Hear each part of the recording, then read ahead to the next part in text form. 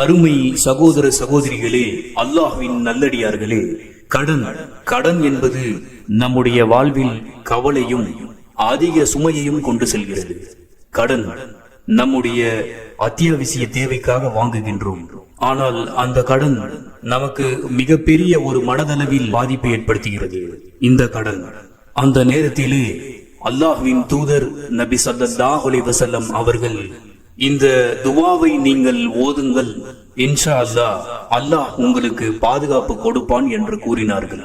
அந்த துஆ, அல்லாஹும்ம இன்னி அஊது பிக்க மினல் ஹம்மி வல் ஹஸனி வல் அஜஸி வல் கஸலி வல் புஹ்லி வதலியத் தைனி வ கலபதிர் ரிஜால்.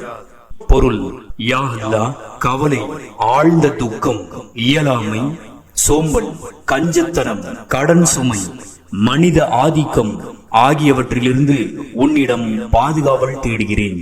நூல் திருமிதி நபிமொழி தொகுப்பிலே இடம்பெற்றிருக்கின்றது.